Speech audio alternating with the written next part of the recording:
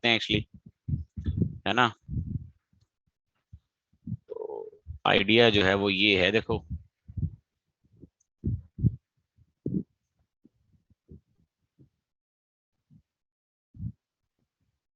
Like this. तो मान लो ये हमारा इलेक्ट्रिक फील्ड है, इसके अंदर आपने ना एक चार्ज रखा हुआ है क्यू, देखो, ठीक है, और क्यू चार्ज पे लग रही है force, and that force is F. और देखो ये चीज तो हमें पता ही है ना कि ये फोर्स किसके बराबर होगी, देखो क्यू इंटू ई के। तो मैं यहाँ पे ना डेलिबरेटली इस इक्वेशन को वेक्टर फॉर्म में लिख रहा हूँ एक्चुअली, है ना। और उसका कारण ये है कि अगर तो ये चार्ज पॉजिटिव है तो फोर्स की डायरेक्शन क्या होगी, जो इलेक्ट्रिक फील्ड की डायरेक्शन है, और अगर ये चार्ज नेगेटिव है तो फोर्स की डायरेक्शन क्या होगी, इलेक्ट्रिक फील्ड के ऑपोजिट। तो here you can say that if charge q is positive, ठीक है जी, चार्ज q is positive, ये क्या होगा इसको, ठीक है, then force on it will be in the same direction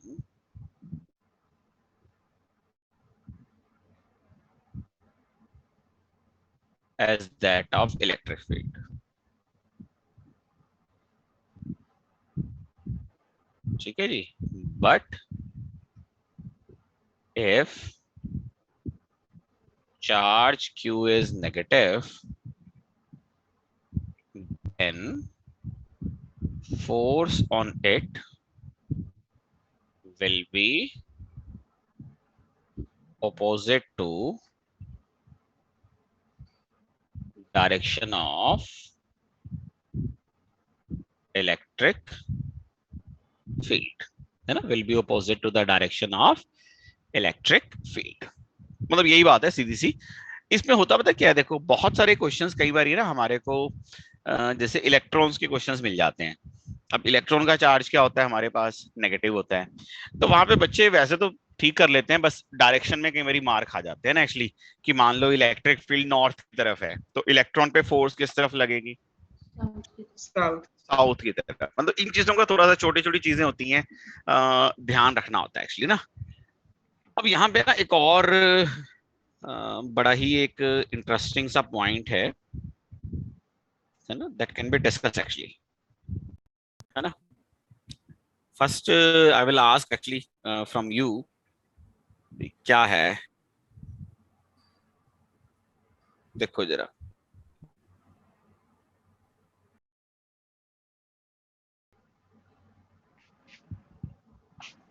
मान लो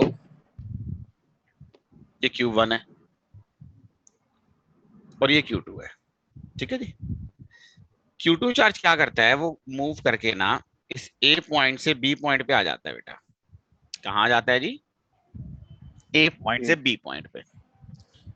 तो क्वेश्चन ये है कि क्या Q2 पे जो फोर्स है जब वो B पे पहुंचेगा उस पे फोर्स उतनी लगेगी जितने वो A पॉइंट पे लग रही थी, या डिफरेंट लगेगी। मतलब जो Q2 A से चल के B पे पहुंचेगा तो Q2 पे जो फोर्स लग रही थी वो चेंज हो जाएगी कि नहीं हो जाएगी, हो जाएगी अबे सर। हो जाएगी। हो जाएगी। और Q2 की वजह से जो Q1 पे फोर्स लग रही थी क्या वो भी चेंज हो जाएगी, हो जाएगी सर। हो जाएगी। क्या Q2 की वजह से Q1 पे जो फोर्स लग रही थी वो इमीडिएटली चेंज हो जाएगी या समय लगेगा, सर कितना देर है, साल, 2 साल, 50 साल, 500 साल, 5000 साल, कितना टाइम लगेगा। इमीडिएटली होएगी सर। अच्छा जी,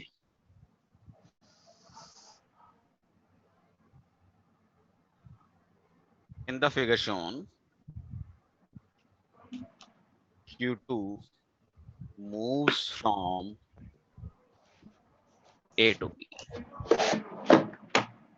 Does the force on Q2 and Q1 changes immediately। ये है जी हमारा क्वेश्चन, तुरंत चेंज हो जाती है एक्चुअली। देखो जी इंटरेस्टिंग है एक्चुअली। ठीक है जी। Force on Q2 changes immediately as it reaches B, but force on Q1 doesn't change immediately। ठीक है जी, because due to movement of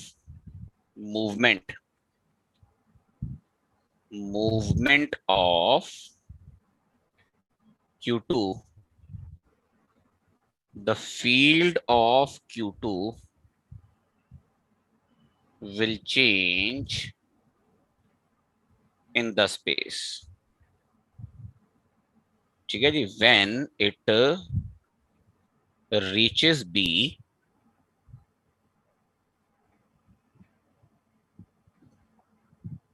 an electromagnetic pulse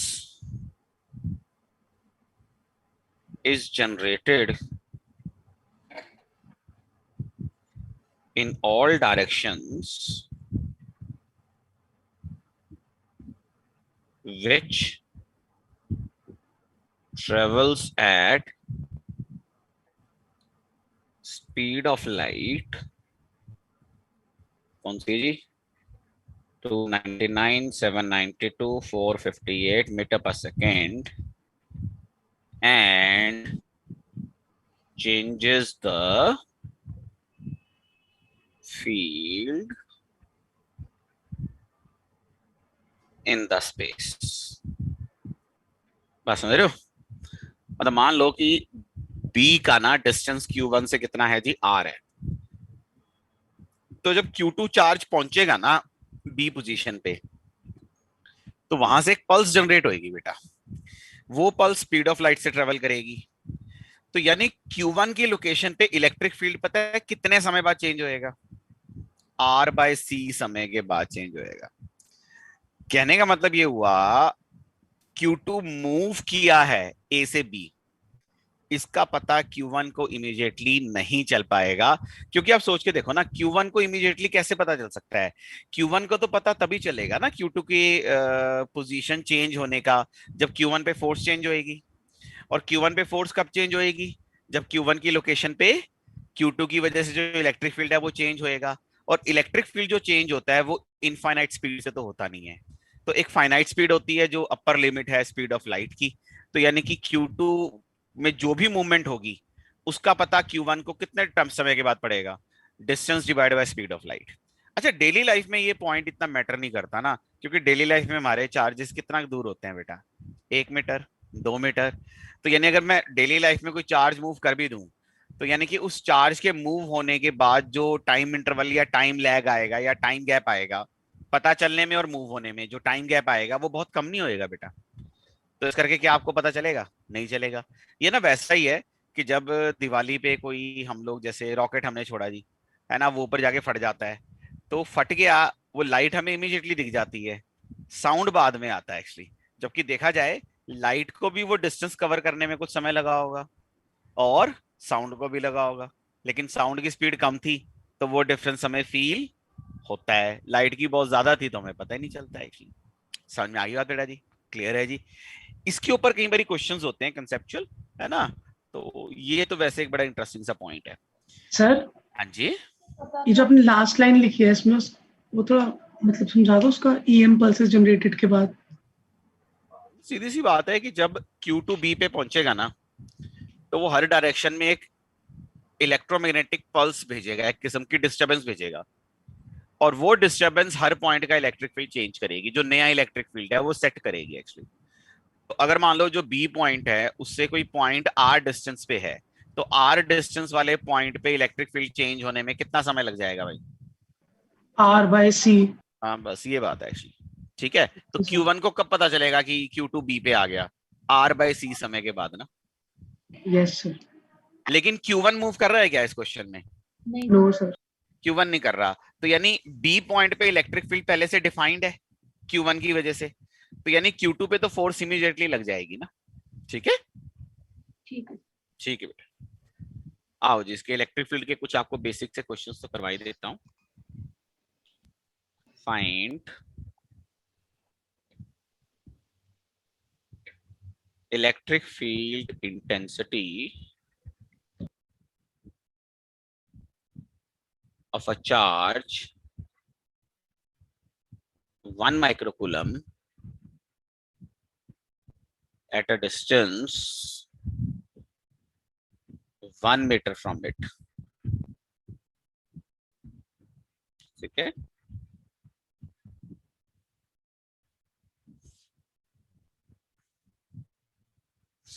निकाल लो, बता दो मेरे को कितनी आएगी।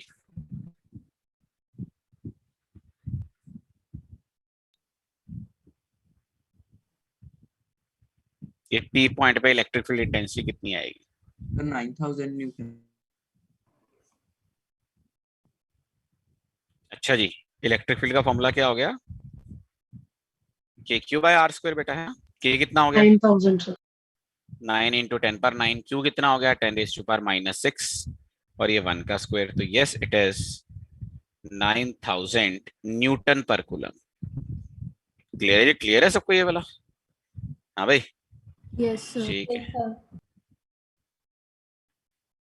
क्वेश्चन नंबर 2,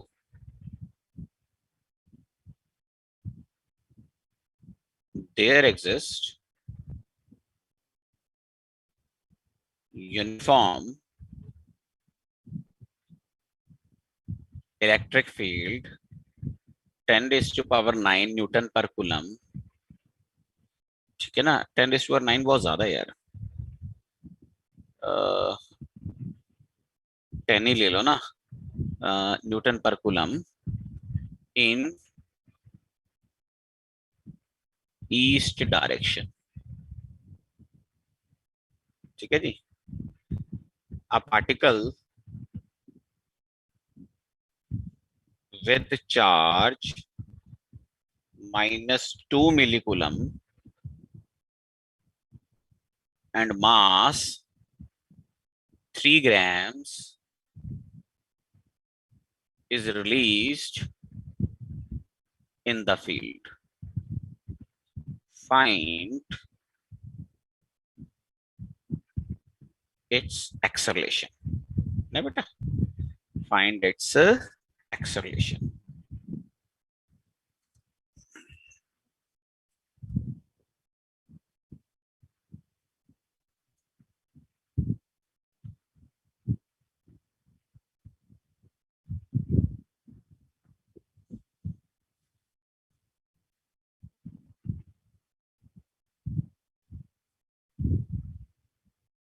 हाँ जी, बताओ जी।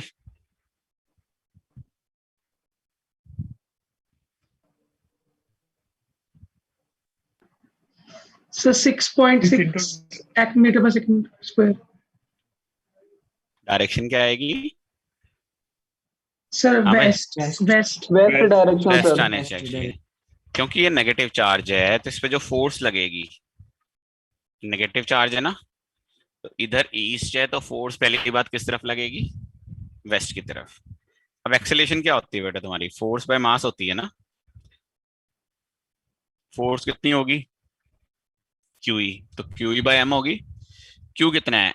2 मिलीकूलम। अब तो आप मैग्नीट्यूड निकाल रहे हो ना, तो इसलिए 2 मिलीकूलम। E 10 है, और ये कितना है देखो, 3 ग्राम्स है, तो उसको kg में कन्वर्ट कर लो, तो ये 20/3 मीटर पर सेकंड स्क्वायर आ गई। और डायरेक्शन आप यहीं पे लिख दो, है ड्यू वेस्ट, है ना। कितनी आ रही है? वेस्ट की तरफ आ रही है 20/3 या 6.67 मीटर पर सेकंड स्क्वायर। हाँ बेटा, क्लियर है सबको ये वाला? ठीक है जी। आज question number 3,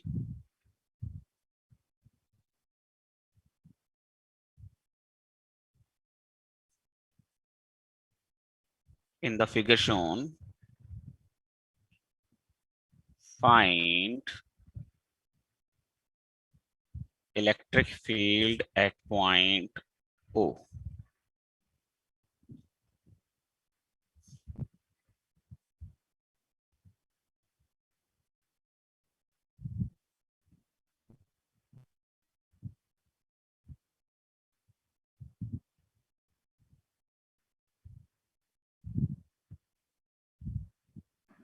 sir ji sir एक बार ये बता दो कि जब इलेक्ट्रिक फील्ड जैसे किसी भी डायरेक्शन में है तो मतलब नेगेटिव चार्ज पे वो फोर्स ऑपोजिट की लगती है।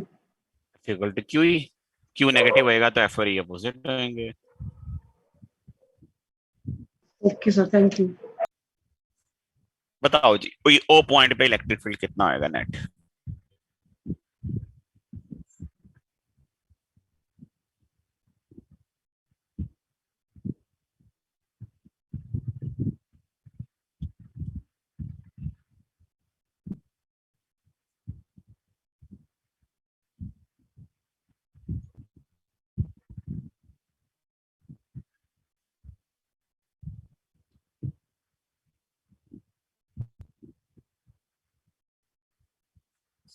Sir minus K Q by D square. मुझे चीज बताओ, ये जो माइनस क्यू क्यू वाला चार्ज है, इसकी वजह से ओ पॉइंट पे इलेक्ट्रिक फील्ड राइट साइड को होएगा कि लेफ्ट साइड को होएगा? राइट साइड की right right side side. Right side की तरफ। और ये जो पॉजिटिव वाला चार्ज है, इसकी वजह से right side right side. Right side right side.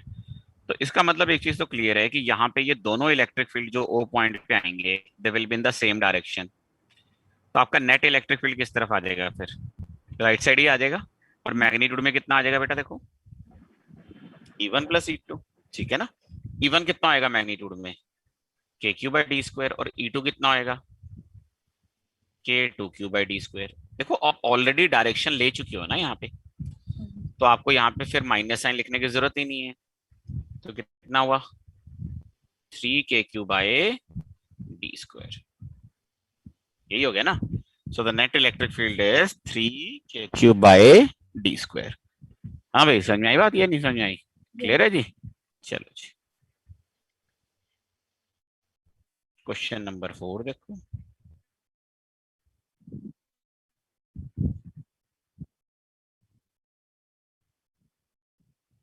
In the figure shown, find electric field at point O. Let me draw a diagram.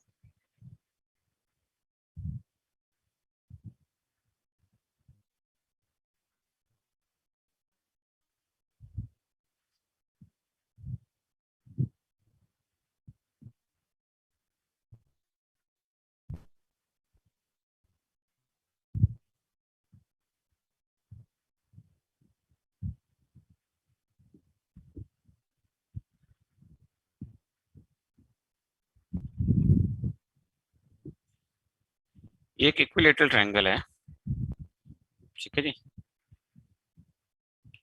यहाँ चार्ज क्यू है, यहाँ माइनस क्यू है, और ये भी क्यू है लेट्स से।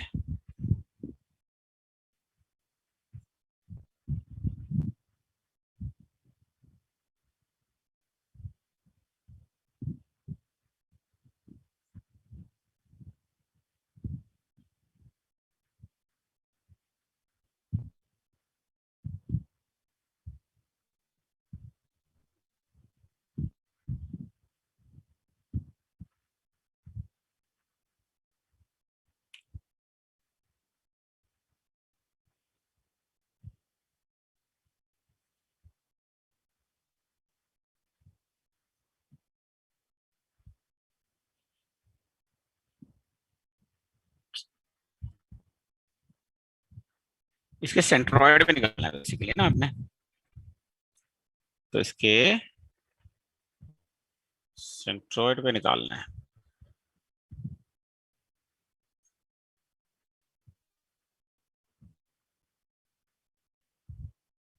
ये रहा जी, ओ पॉइंट ये रहा। That's it.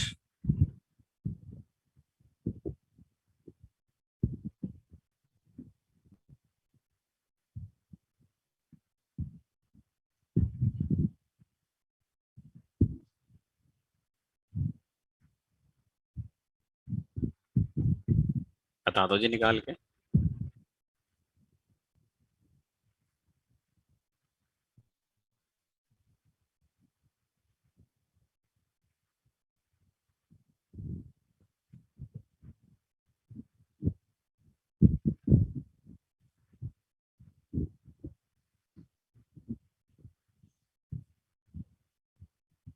Sir 6k KQ k by cube A square by 6 के क्यू स्क्वायर बाई। देखो इसमें सबसे पहली चीज तो ये है कि हमें एक तो ना ये डिस्टेंस चाहिए होगा आर। तो ये आर डिस्टेंस आप कैसे निकालते हो, आपको याद होगा शायद। ये एंगल 30 डिग्री हो गया, ये वाली साइड a/2 हो गई। तो यहाँ पे अगर आप देखेंगे, आप क्या बोलेंगे कि भैया cos 30 डिग्री इज a/2/r। अब cos 30 डिग्री √3/2 है, तो a/2r। तो r पहली बात यहाँ पे a/√3 है, ठीक है बेटा। अच्छा मुझे एक बात बताओगे, जो ऊपर वाला प्लस क्यू है उसकी वजह से ओ पॉइंट पे इलेक्ट्रिक फील्ड किस तरह होएगा? नीचे को। K को बिल्कुल सही, बिल्कुल सही, समझ रहे हो? Yes. ये इलेक्ट्रिक फील्ड इधर को होएगा। मान लो ये 1 है, ये मान लो 1 है, ये 2 है और ये 3 है। 2 वाले चार्ज की वजह से इलेक्ट्रिक फील्ड किधर को होएगा? Left side. लेफ्ट लेफ्ट को थोड़ा इस तरह से, है ना? Yes sir. Yes, sir. बिल्कुल सही बात है जी एक्चुअली। ये हो गया E2 और E3 अपने तरफ खींचो। Left अपनी तरफ Towards minus Q. Towards minus Q. ये डायग्राम बन गया E3 का, ठीक है। यहाँ पे एक चीज बताओगे कि E1 मैग्नीट्यूड में कितना होएगा? KQ/R² होएगा ना? Yes sir. क्या E2 और E3 भी मैग्नीट्यूड में उतने ही होंगे? ये बता दो बस। Yes sir. Yes, sir. yes sir बिल्कुल सही बात है जी। किसको ऐड करना यहाँ पे आसान है, अगर आप ध्यान से देखो ना।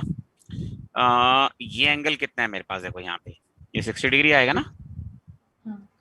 और ये भी कितना आएगा? 60 डिग्री। 60 degree. तो E1 का E3 की डायरेक्शन में कंपोनेंट कितना आएगा?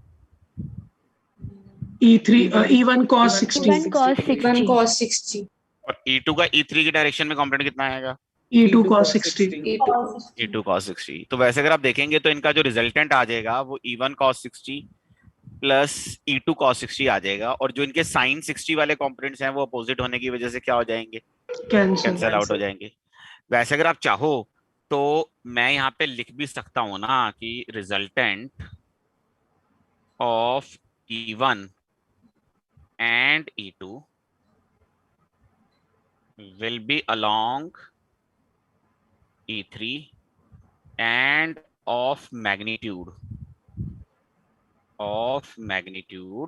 कितना हो जाएगा? देखो 2E1 cos 60 या 2E2 cos 60 लिख लो, बात तो एक ही है, which is equals to 2 KQ/R² और cos 60 डिग्री हाफ है, तो किसके बराबर आ गया बेटा? KQ/R²।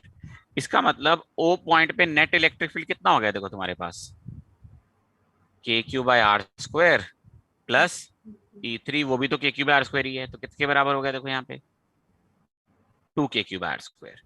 R² की वैल्यू डालोगे तो कितना आ जाएगा? देखो हाँ भाई, 6 KQ by A square. A/√3 का स्क्वायर करेंगे ना तो 6 KQ/A²। समझ में आ गया जी? So finally the answer comes out to be equals to 6 KQ/A²। हाँ भाई, क्लियर है सबको ये वाला? देख लो भाई, इस तरह के क्वेश्चंस तो काफी होते हैं। इसमें मेन ना थोड़ा वेक्टर एडिशन ध्यान से करने वाली है, कोई बात नहीं। बाकी एक वो R और A का रिलेशन बच्चों को मेरी तंग करता है। 5 नंबर क्वेश्चन करें, कर लेते हैं भाई। एक तरह पिछली साइड दिखाना। देख लो जी,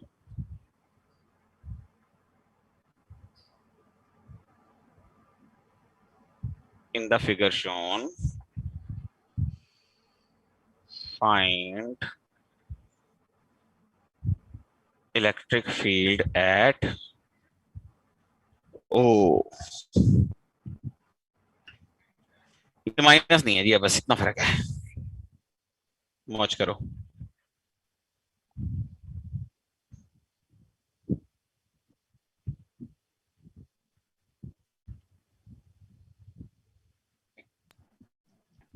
जीरो। Zero. Zero. जीरो आ जाएगा? Yes sir. कैसे यार? सर अगर हम नंबर सेम ले तो E3 और E2 का कैंसिल हो जाएगा उसकी उल्टी डायरेक्शन में E1 की। E1 है वो इधर आ गया यस सर। और E3 इधर आ गया अब, यस। और E2 इधर आ गया, है ना? यस यही हुआ ना एक्चुअली। ये सिचुएशन अब इस तरह से होगी ना, देखो ये E2 होगी, ये E1 होगी, और ये मेरे पास हो गई E3। अब यहाँ पे अगर आप देखोगे ध्यान से तो जितने भी ये E1 E2 E3 हैं, ये आ रहा है मान लो डिस्टेंस, तो ये E1 E2 और E3 मैग्नीट्यूड में यहाँ किसके बराबर हो गए? के क्यूब आर स्क्वायर। इनके बीच का एंगल कितना है? ये 120 डिग्री। 120। इक्वल मैग्नीट्यूड के हैं, तो जब आप इन दोनों का रिजल्टेंट लोगे तो किस तरफ आ जाएगा एक्चुअली? ऊपर की तरफ। यहाँ आ जाएगा ना, इधर इस तरफ आ जाएगा ना, देखो कुछ इस तरह से आ जाएगा यहाँ पे। That will come out to be in this direction. ये रिजल्टेंट किस किस का है? 2 और 3 का। तो मतलब E2 3 पता है किसके बराबर हो जाएगा?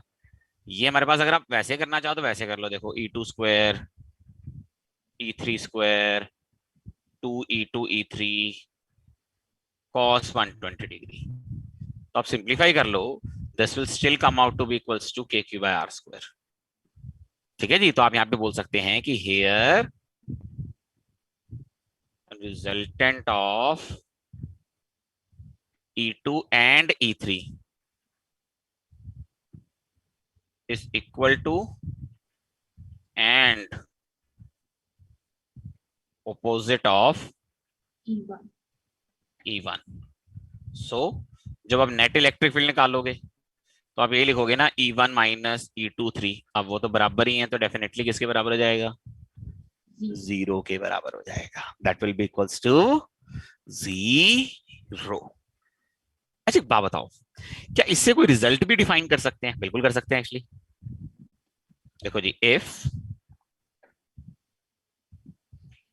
Identical charges are placed at the vertices of a regular polygon, then net electric field at its center is 0। यानी कि इक्विलेटरल ट्रायंगल रेगुलर पॉलीगन होता है। रेगुलर पॉलीगन कौन सा होता है बेटा? इसकी 3 साइड्स या 3 से ज्यादा। जिसकी सारी साइड्स नहीं, पॉलीगन मतलब जिसकी 3 या 3 से ज्यादा साइड्स हो। रेगुलर पॉलीगन का मतलब होता है जिसकी सारी साइड्स आपस में क्या हो? इक्वल। बराबर हो। बराबर हो। तो जैसे स्क्वायर हो गया, इक्विलेटरल ट्रायंगल हो गया, या पेंटागन हो गया, या हेक्सागन हो गया, बट साइड्स बराबर होनी चाहिए एक्चुअली। ठीक है जी। अब अगर आप सारे वर्टिसेस पे बराबर चार्जेस रख दोगे, जैसे यहाँ पे क्यू क्यू क्यू रखे हुए हैं, तो सेंटर पे इलेक्ट्रिक फील्ड हमेशा क्या आएगा? 0 आएगा। एक्चुअली ये वाला जो पॉइंट है ना, that's quite interesting and worth remembering. कई क्वेश्चंस ना आप मतलब दिखने में टफ होते हैं, लेकिन इस पॉइंट की मदद से आप आसानी से कर सकते हो। पहले तो मैं ये पॉइंट थोड़ा सा और हाईलाइट करने के उसमें ना, मैं देखो जी यहाँ पे क्या करने हैं अब इसको समझाने के लिए। देखो जी मैंने क्या करने हैं,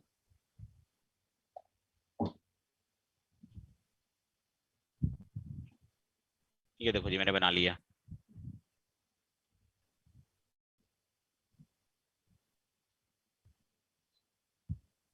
ये मैंने बना लिया जी एक स्क्वायर टाइप से, है ना भाई? कंप्लीट ही कर दो, ये भी खींची लाइनें, क्या फर्क पड़ता है।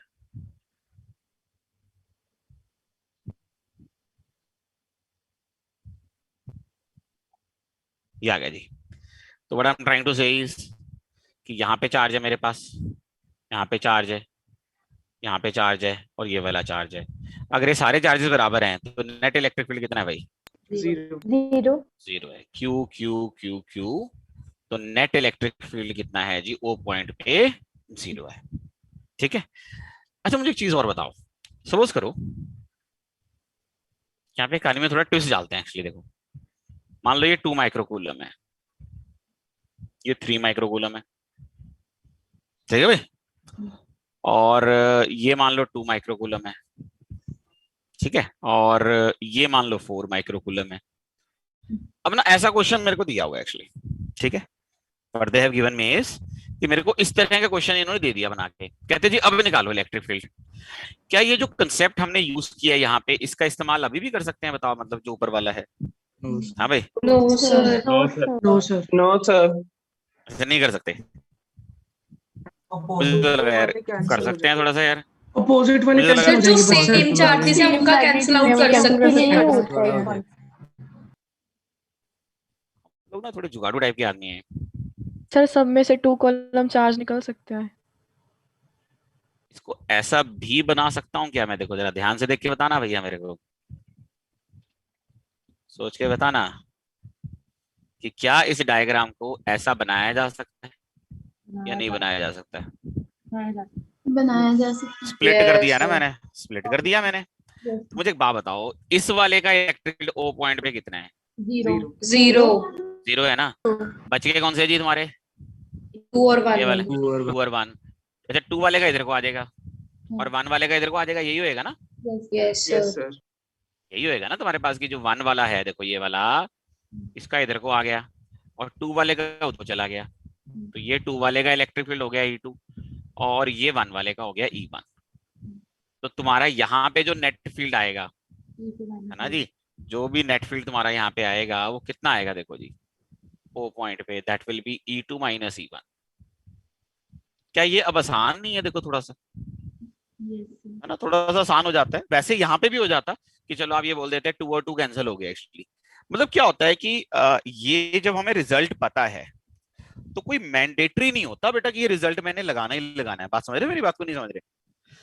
बट मेरे पास एक चॉइस जरूर है। जैसे मैं एक और चीज बताता हूँ आपको, देखो बड़ी इंटरेस्टिंगली कि ना, आप एक चीज देखो, अभी हमने इससे पहले क्वेश्चन किया, ये वाला 4 नंबर क्वेश्चन किया, ये थोड़ा लेंदी हो गया एक्चुअली अगर आप देखोगे, क्योंकि मेरे को पहले E1 E2 का रिजल्टेंट निकालना पड़ा, फिर उसको E3 के साथ ऐड करना पड़ा।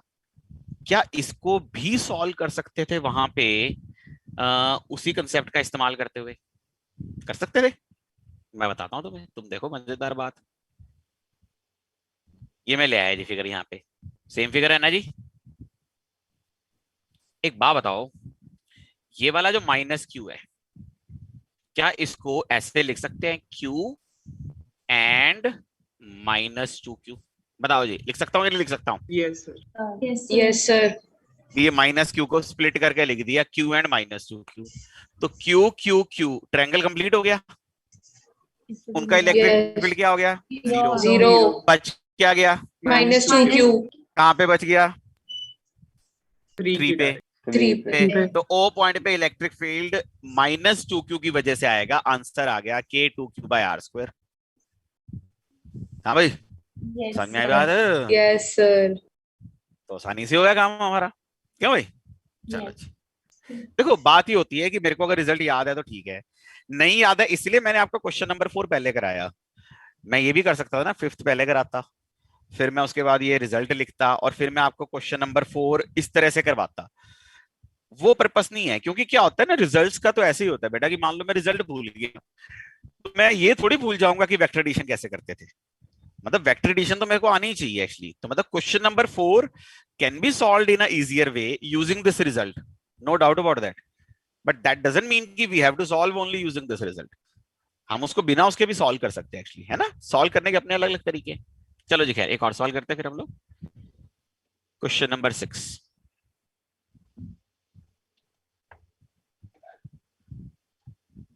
in the figure shown,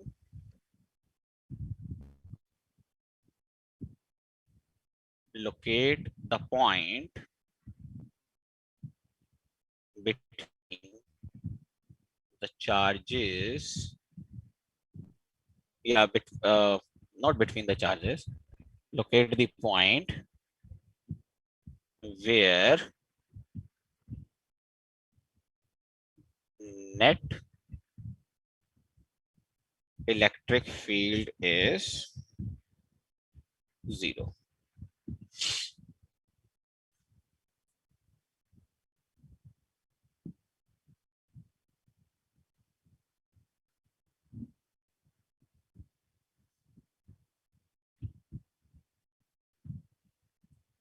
इनके बीच का सेपरेशन है डी। ठीक है, दैट्स इट, क्वेश्चन यही है, बस इतना है।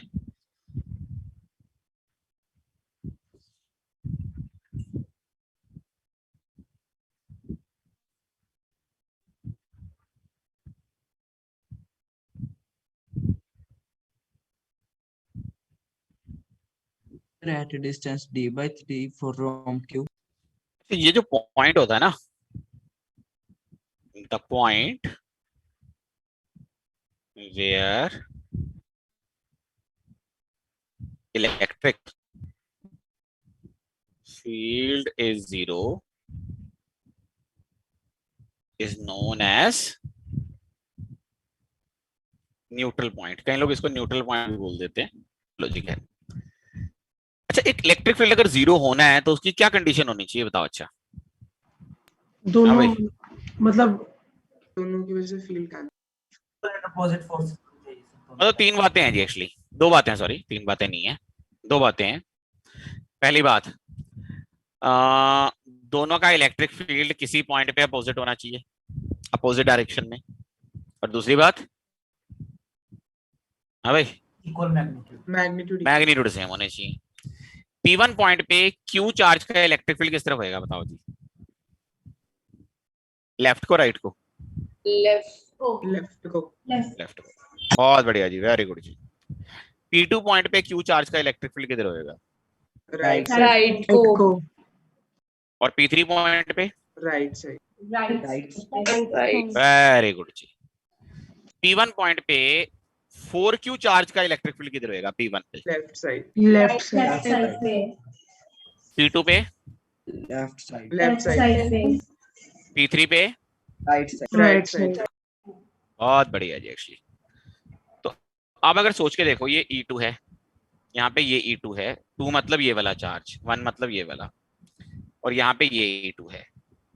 इस डायग्राम में कौन सा ऐसा पॉइंट आपको लगता है जहां पे इलेक्ट्रिक फील्ड जीरो हो सकता है? P2 सिर्फ P2 लगता है ना जी, वहीं पे इलेक्ट्रिक फील्ड क्या हो सकता है?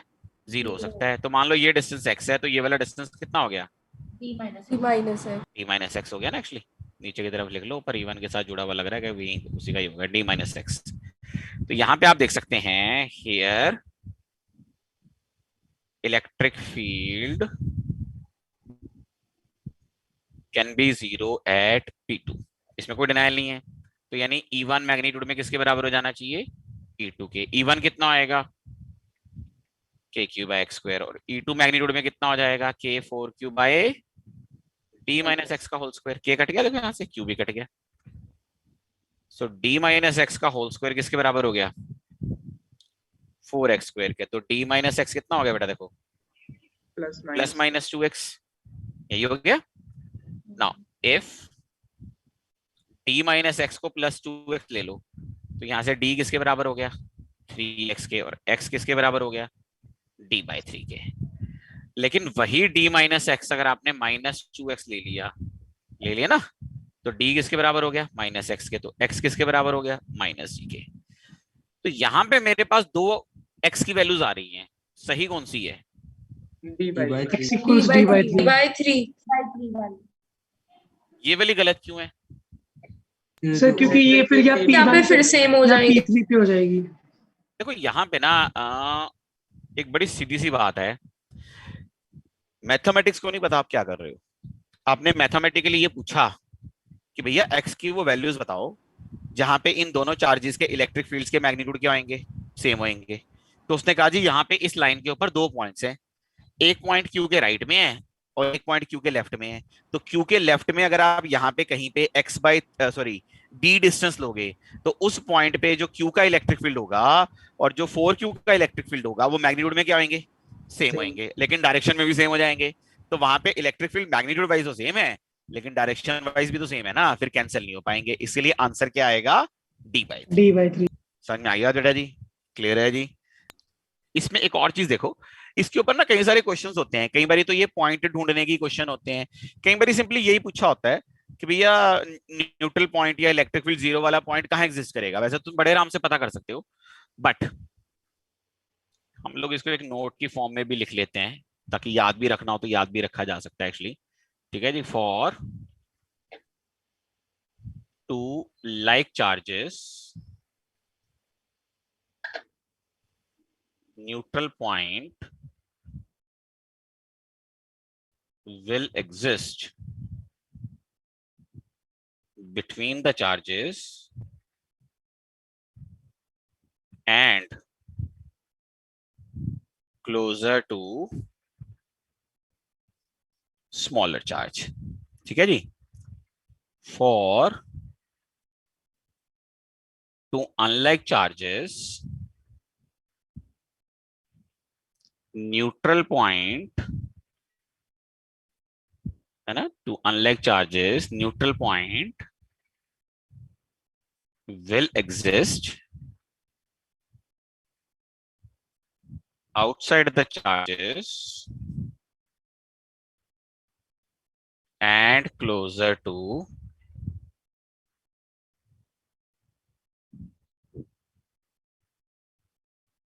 smaller charge. ठीक है जी? अब इसी चीज को थोड़ा सा दिखाने के लिए we can draw some diagrams actually.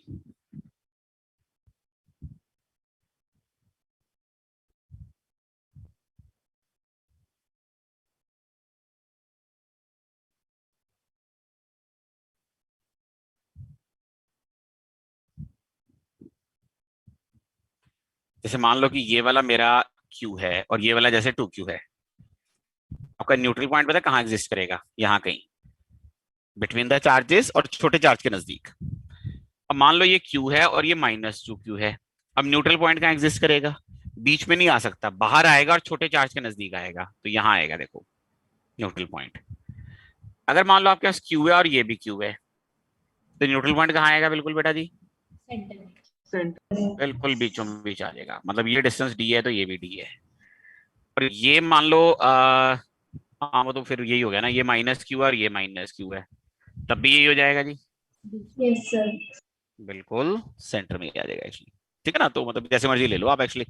तो लाइक चार्जेस के लिए बीच में आएगा और अनलाइक चार्जेस के लिए बाहर आ जाता है एक्चुअली। समझ आ गया बेटा जी?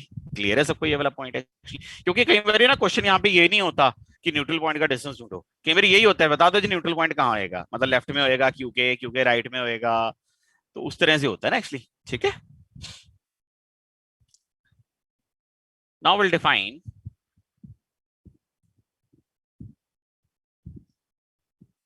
Electric field lines.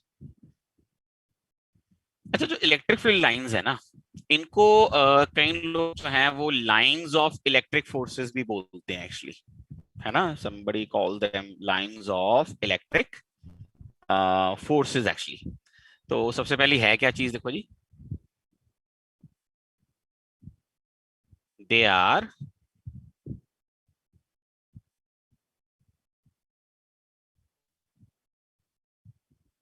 imaginary lines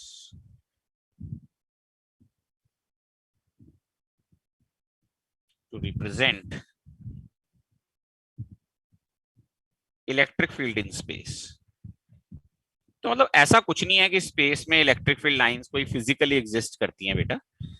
they are imaginary lines, just हमारी एक विजुअलाइजेशन बढ़ाने के लिए इलेक्ट्रिक फील्ड के लिए, ताकि हम विजुअलाइज कर सकें, उसको एक बेटर तरीके से अंडरस्टैंड कर सकें।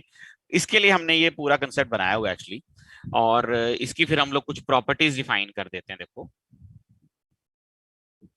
है ना, there are some properties of it. तो इसमें सबसे पहली प्रॉपर्टी क्या है? देखो जी, they originate from positive charge or infinity and terminates at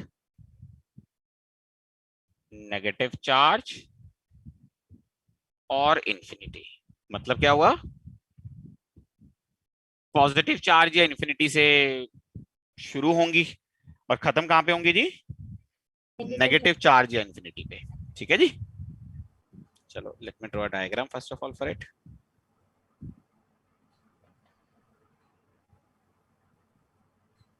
तो यहाँ पे हम लोग कुछ इलेक्ट्रिक फील्ड लाइंस दिखाने की कोशिश कर रहे हैं। इसकी कैसी होती है देखो,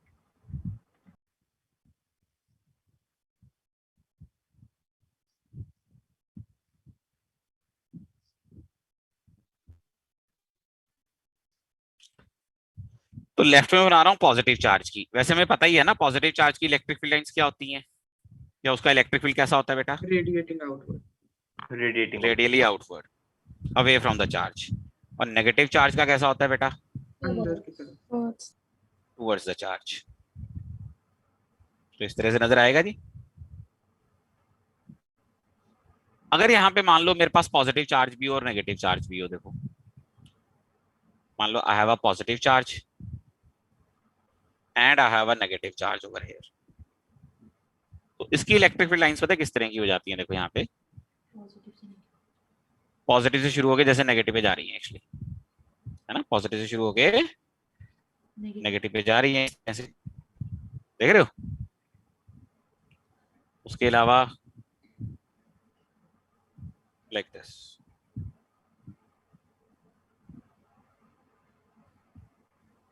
एक चीज हमेशा याद रखिएगा कि जो इलेक्ट्रिक फील्ड लाइंस है ना, they are always drawn for net electric field in this space.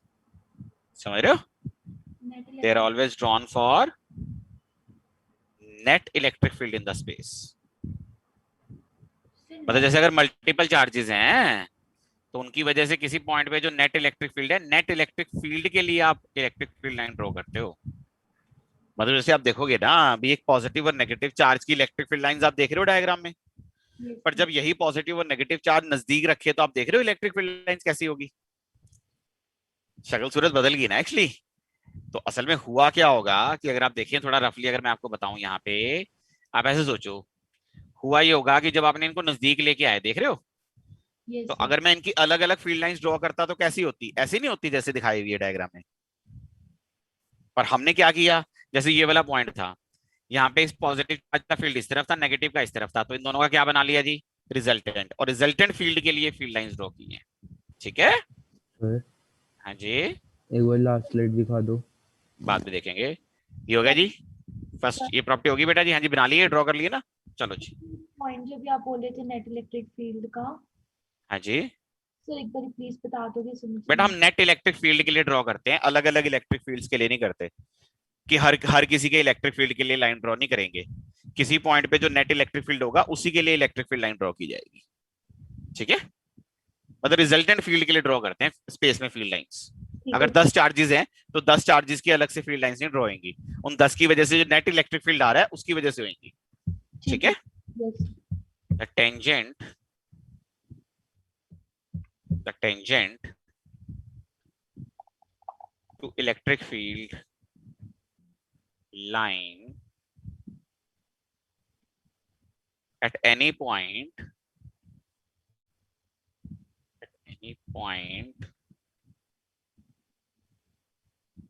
gives direction of electric field, है ना, gives direction of electric field.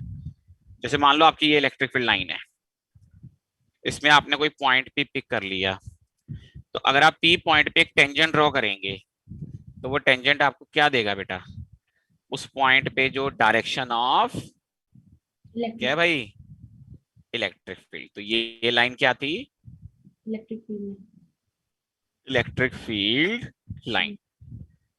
ठीक है जी, चलो थर्ड प्रॉपर्टी,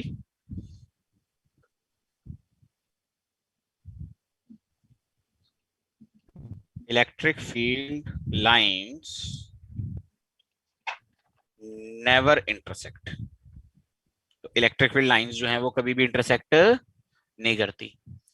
चलो आप एक चीज सोच के देखो ना, मान लो इलेक्ट्रिक फील्ड लाइन इंटरसेक्ट कर जाए, ठीक है, तो आप एक चीज बताओ, एक ही पॉइंट पे क्या दो इलेक्ट्रिक फील्ड की डायरेक्शंस नहीं हो जाएंगी? जैसे यहाँ पे ऐसे हो जाएगी डायरेक्शन, यहाँ पे ऐसे हो जाएगी इलेक्ट्रिक फील्ड की डायरेक्शन, तो आप देखोगे कि दो डायरेक्शंस हो जाएंगी जो डेफिनेटली पॉसिबल नहीं है ना। हम तो नेट के लिए देखते हैं ना, अब नेट इलेक्ट्रिक फील्ड की तो एक ही डायरेक्शन हो सकती है ना एक ही टाइम पे।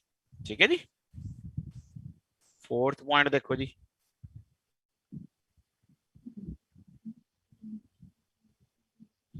electric field lines don't form closed loop as electric field is conservative in nature. As electric field is conservative in nature. मतलब क्या हुआ देखो जी, बड़ा इंटरेस्टिंगली यहाँ पे मान लो आप कहते हो जी electric field line close loop बना ले, आपका क्या जाता है जी, आप तो बोल दोगे तो बना लो यार, क्या दिक्कत है, क्यों भाई, बना लीजिए, आपके हिसाब से तो बना ली इसने, कोई चक्कर नहीं है। बड़े अच्छी बात है यार, हम बैठे हैं ना यहाँ पे, अब जरा ध्यान से देखो यहाँ पे, मान लो तुम्हारी इलेक्ट्रिक फील्ड लाइन ने क्लोज लूप बना लिया मान लो, तुम पता है क्या करो, तुम एक चार्ज ले लो क्यू, ये तुम हो, तुमने चार्ज पकड़ा हुआ है और चार्ज पकड़ के घूम जाओ जिस लूप के अंदर, ठीक है। अब जरा एक चीज बताओ, हर पॉइंट पे जो इलेक्ट्रिक फील्ड की वजह से फोर्स आ रही होगी, क्या वो जो फोर्स आ रही होगी और जो तुम्हारी डिस्प्लेसमेंट हो रही होगी यहाँ पे, क्या वो दोनों सेम डायरेक्शन में होंगी या अलग अलग डायरेक्शन में? अलग अलग में सर। अलग अलग सेम डायरेक्शन। डायरेक्शन में। सेम डायरेक्शन में, तुम्हारी डिस्प्लेसमेंट भी टेंजेंट अलग के लॉन्ग अलग। आएगी, फोर्स भी टेंजेंट के लॉन्ग आएगी। अलग अलग वाले सुन लो जरा ध्यान से, दोनों सेम आएंगी, फोर्स और डिस्प्लेसमेंट दोनों टेंजेंट के लॉन्ग ही आ जाएंगी। Yes sir. तो पूरे लूप में अगर हर जगह फोर्स और डिस्प्लेसमेंट आपके सेम डायरेक्शन रहेगी, टोटल वर्क दो आएगा कि नॉन जीरो आएगा? नॉन जीरो ही आएगा, क्योंकि हर जगह आप एफ डॉट डी एस करोगे और हर जगह वो पॉजिटिव पॉजिटिव आता जाएगा, तो अगर हर जगह पॉजिटिव आएगा तो ऐड होके नेट पॉजिटिव ही आएगा ना, फिर जीरो कैसे आएगा एक्चुअली? तो आप यहाँ पे देखो जी, सीधा सीधा बोल सकते हो, if field line is closed loop, then work done in moving a charge along that loop will be non-zero, ठीक है जी, which is not possible as field is conservative। Conservative की डेफिनेशन ही क्या होती है बेटा? Work done in a close loop is path zero. Work done zero. Close path में work done क्या होना चाहिए? जीरो। जीरो। जीरो होना चाहिए। तो अगर जीरो नहीं आ रहा तो इसका मतलब या तो कंजर्वेटिव नहीं है, और कंजर्वेटिव है तो इसका मतलब ये है कि क्लोज लूप नहीं बन सकता। समझ में आ गई बात बेटा जी सबको? Yes sir. ठीक है जी। 5 नंबर प्रॉपर्टी देखेंगे, the density of electric field lines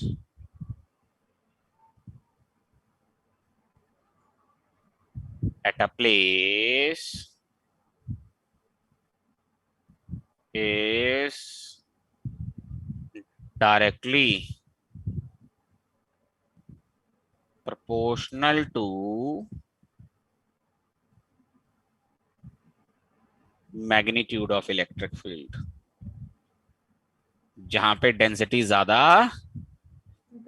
वहां पे इलेक्ट्रिक फील्ड भी ज्यादा। डेंसिटी से मतलब क्या हुआ? देखो जैसे मान लो ना ऐसे है इलेक्ट्रिक फील्ड लाइंस, देख रहे हो?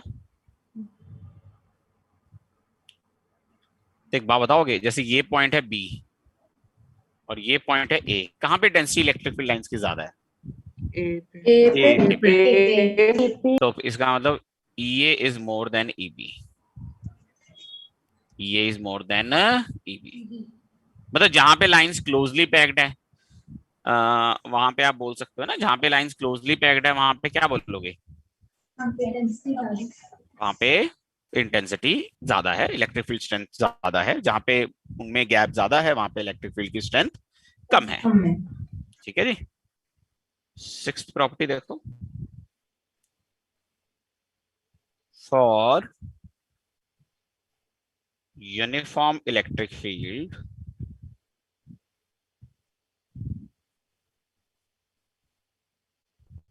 electric field lines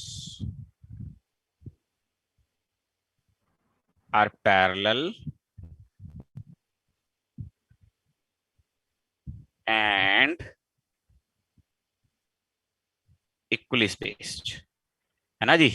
तो मतलब जो इलेक्ट्रिक फील्ड लाइंस हैं यूनिफॉर्म इलेक्ट्रिक फील्ड के लिए, वो क्या होती हैं, देखो ये एक दूसरे के पैरेलल होती हैं जी, और उनमें गैप भी सेम होता है एक्चुअली। तो यूनिफॉर्म इलेक्ट्रिक फील्ड इस तरह की डिस्ट्रीब्यूशन के साथ दिखाया जाता है। मतलब अगर ऐसा दिखाया जाए तो हम मान सकते हैं कि इलेक्ट्रिक फील्ड की डायरेक्शन और मैग्नीट्यूड सभी पॉइंट्स पे क्या है बेटा जी, सेम है। ठीक है जी, समझ आ गया बेटा जी। Yes sir. 7th, net number of electric field lines, ठीक है जी, originating or terminating from a body is proportional to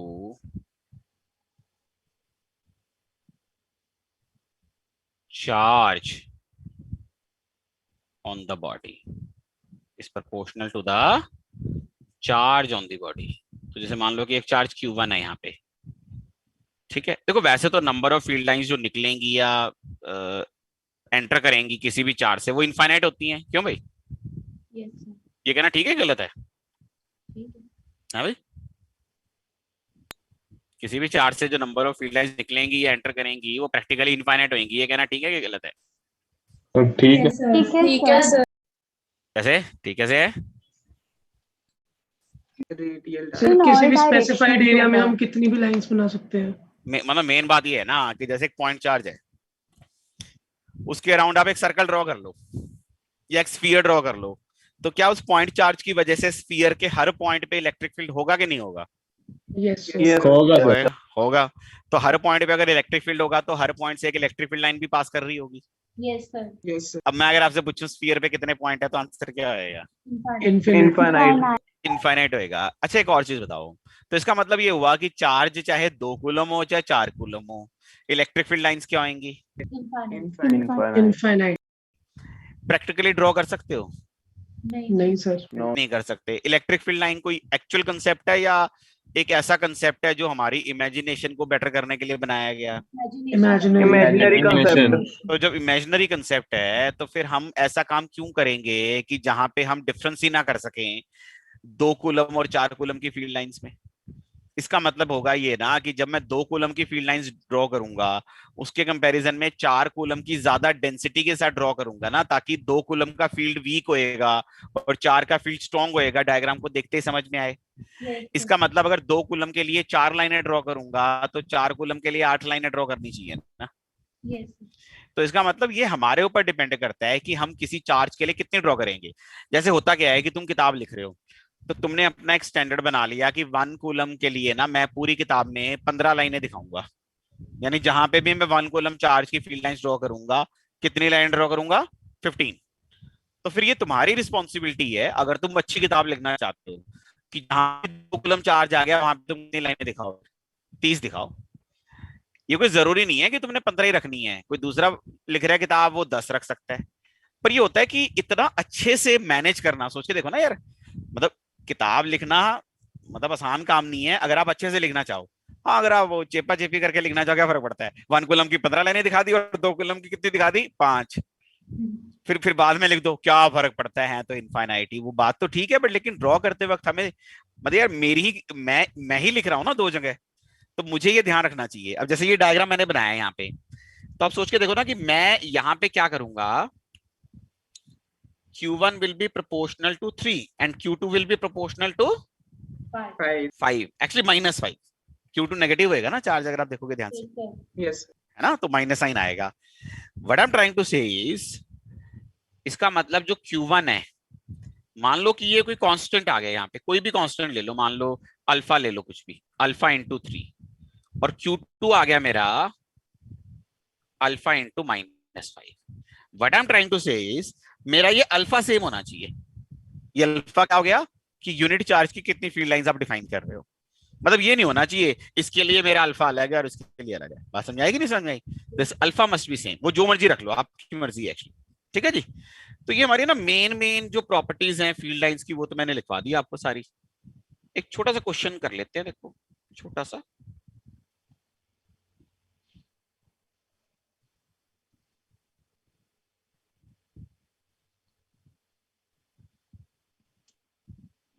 in the figure shown find Q1 by Q2।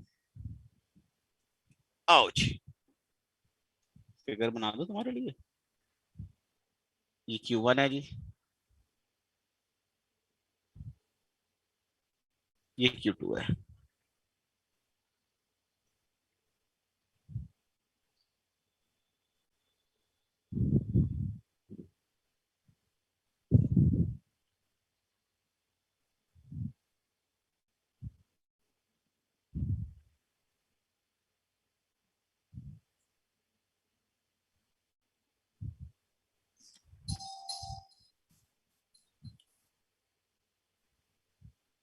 बता दो जी कितना आएगा आंसर। That's it। सर हाँ जी, सर दोनों की positive बनेगी। पता नहीं यार, आंसर बता दो यार, तंग नहीं करते होते, आंसर बता दो। जब सवाल पूछा जाता है तो आंसर बताना है ना, गलत सर, सही जो भी होगा 3 पता by चल जाए। 8। अबे काउंटिंग आती है, Q1 से देखो कितनी फील्ड लाइंस निकल रही हैं। 1 2 3 4 5 6, तो Q1 के लिए आ गया 6। Q2 से कितनी फील्ड लाइंस निकल रही हैं? 1 2 8। 3 4 5 6 7 8, लेकिन 3 एंटर भी तो कर रही हैं, तो क्या आ जाएगा जी? 8 - 3, तो आ गया जी 6/5। अच्छा, ऐसे कैसे पॉसिबल है Q2 में फील्ड लाइंस एंटर भी कर रही है और बाहर भी निकल रही है? हाँ भाई, किसी दूसरी बॉडी के साथ कुछ सर Q2 का चार्ज ज्यादा हो। Possible due to induction. Induction. Sir, induction. हाँ जी, मतलब एक्चुअली Q1 और Q2 थे तो दोनों पॉजिटिव, लेकिन Q1 ने Q2 में इंडक्शन कर दी, जिस वजह से लेफ्ट साइड में थोड़ा सा नेगेटिव चार्ज आ गया, तो Q1 की कुछ फील्ड लाइंस जाके कहां पे टर्मिनेट हो गई? Q2 के सरफेस के ऊपर टर्मिनेट हो गई, क्योंकि टर्मिनेट तो नेगेटिव चार्ज भी होगी ना एक्चुअली। मतलब अगर फील्ड लाइन कहीं पे एंटर कर रही है या आ रही है तो मतलब वहां पे नेगेटिव चार्ज रहा होगा, और कहीं से निकल रही है तो मतलब वहां पे क्या रहेगा? Definitely positive charge. तो अगर किसी बॉडी में फील्ड लाइन एंटर भी कर रही है और बाहर भी निकल रही है, मतलब उस बॉडी पे कहीं पे नेगेटिव चार्ज भी है और पॉजिटिव चार्ज भी है। अब आपको तो नेट चार्ज ही चाहिए था ना बेटा, समझ आएगा बेटा जी? क्लियर है जी?